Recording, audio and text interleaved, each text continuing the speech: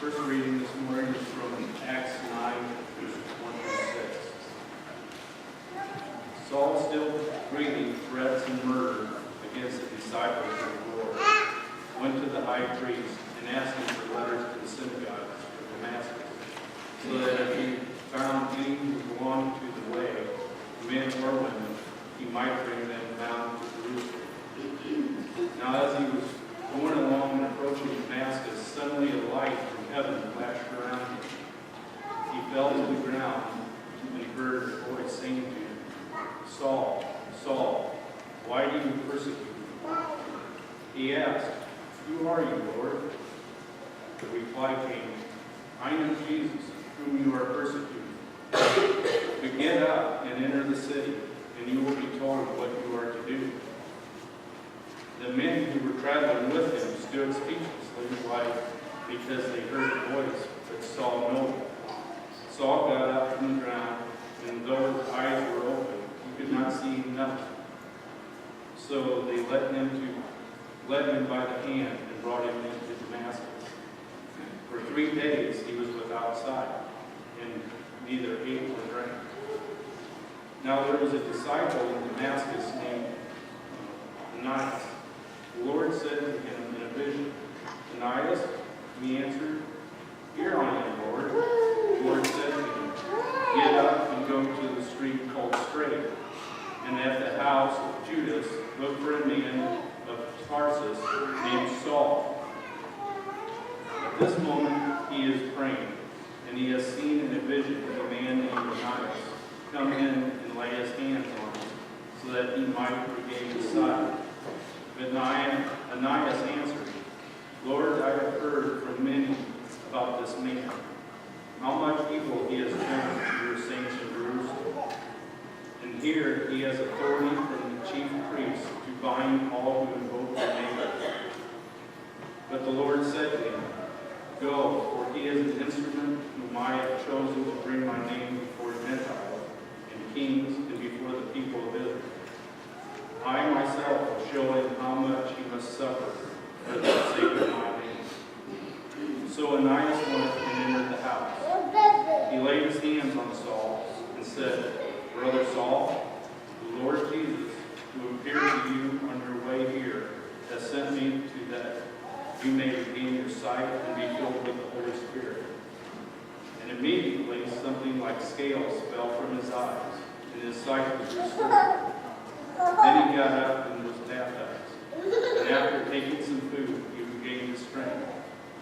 For several days he was with the disciples of Damascus, and immediately he began to proclaim Jesus in the synagogue, saying, He is the Son of God. The word of the Lord. Thanks be to God.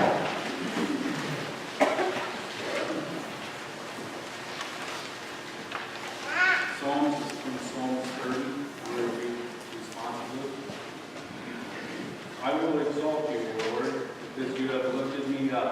You have not let my enemies triumph over me. O Lord my God, I cry out to you, and you restore me to health. You brought me up, O Lord, from the dead. You restored my life, and I was delivered down to the grave. Sing praise to the Lord, all you faithful. Give thanks in holy remembrance. God's wrath is short. God's favor lasts a lifetime. Weeping spends the night, but joy comes in the morning. While I felt secure and said, I shall never be disturbed. You, Lord, with your favor, made me as strong as the mountains. Then you hid your face, and I was filled with fear. I cried to you, O Lord. I pleaded with my Lord's shame. What profit is there in my blood? If I go down to the pit, will the dust praise you or declare your faithfulness?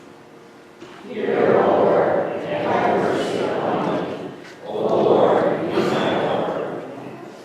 You have turned my wailing into dancing, so as to put off my sackcloth and clothe me with joy.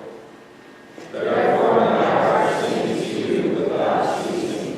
O Lord, my God, I will give you thanks forever. The second reading is from Revelation 5. Then I looked, and I heard the voice of many angels surrounding the throne and the living creatures and the elders. They numbered myriads of myriads and thousands of thousands, singing with full voice. Worthy is the Lamb that was slaughtered to receive power and wealth and wisdom and might and honor and glory and blessing. Then I heard every creature in heaven and on earth and under the earth and in the sea, and all that is in them singing, to the one seated on the throne, and to the Lamb be blessing, and honor, and glory, and might, forever and ever. And the four living creatures said, Amen. And the elders fell down and worshiped. The word of the Lord. Thanks be to God.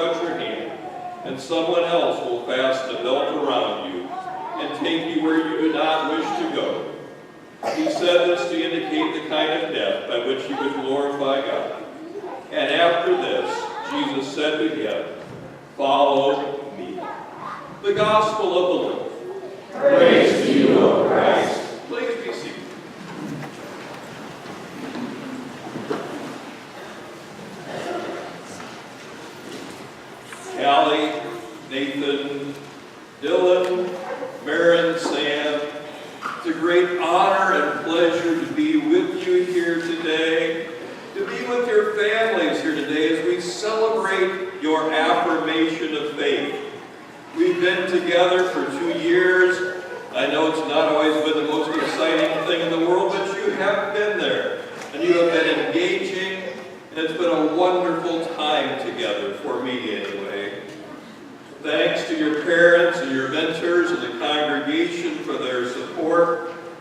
thanks for Kathy Thorne for helping put together the activities that we've had for our mentor events, for Julie for helping me teach, and we look forward to being with you together as you continue to grow in faith.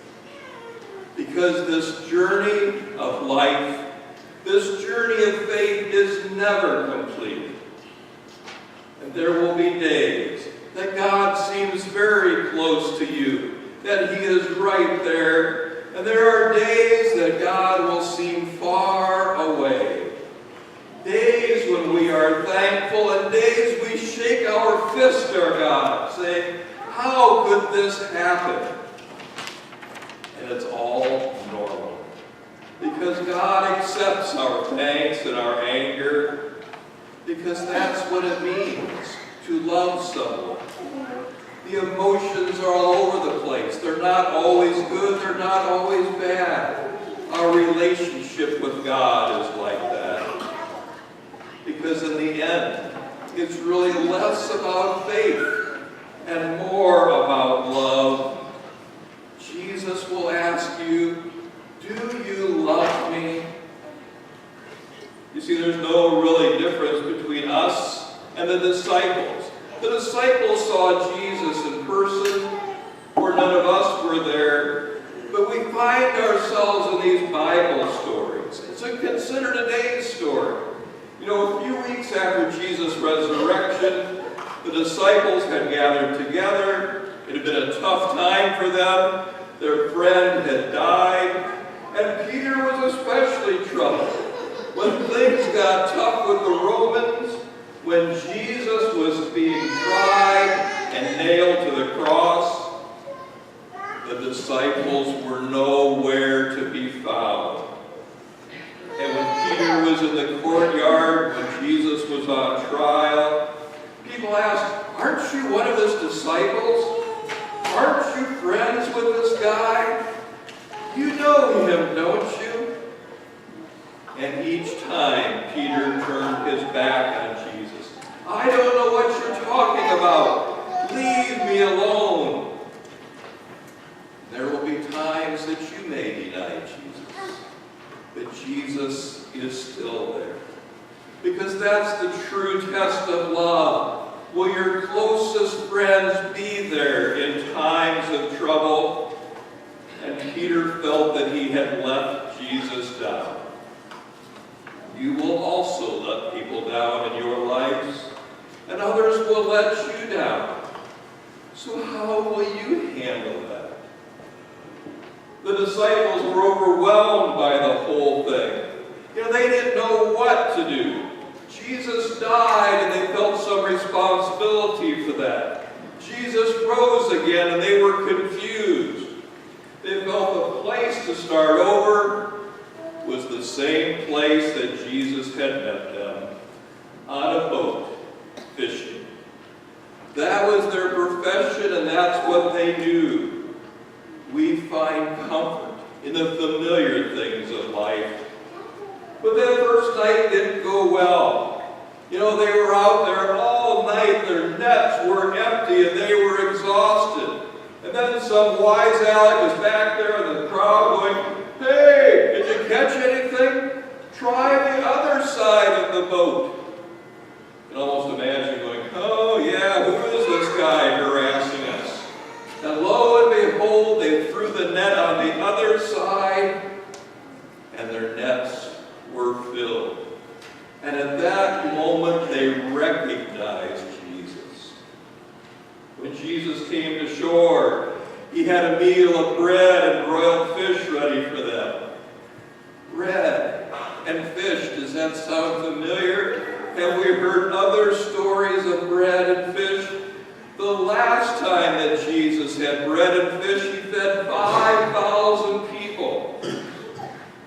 But there was still uncertainty about this meeting. Since the disciples had left Jesus when he needed them the most, how would Jesus react? Would he be furious? Would he forgive them? What would they say to each other? And when their meal was over, Jesus Jesus looked at Peter and said, "Do you love me?" And Peter was taken aback, but the question was fair. Peter had denied knowing Jesus. Did Peter really love him? And Peter wholeheartedly responded, "Yes, Lord, I love you." 3 times Jesus asked, and 3 times Peter said yes. His denials in the garden were wiped clean. Peter was forgiven and given a new responsibility. Care for my flock. Care for those people that I love. It's a story of relationships broken and relationships restored. You will have relationships broken, but through love you can also restore relationships. And you notice that Jesus never asked the disciples, "Do you believe in me? Do you understand the doctrine of the church? Are you a theologian? Can you rattle off everything there is?" He asked one simple question: "Do you love me?" When you question your faith, when you struggle in life, when things are not going well, remember this. We sometimes feel like we are stuck, like we are going nowhere, that God is nowhere. And when that happens, sit, relax, pray, and move one letter, because when you are nowhere, God is now here. The disciples were stuck. They went fishing. Jesus showed up. Peter was stuck. Jesus showed up. When you are stuck, hear the words of Jesus: "I am with you to the close of the age. I love you.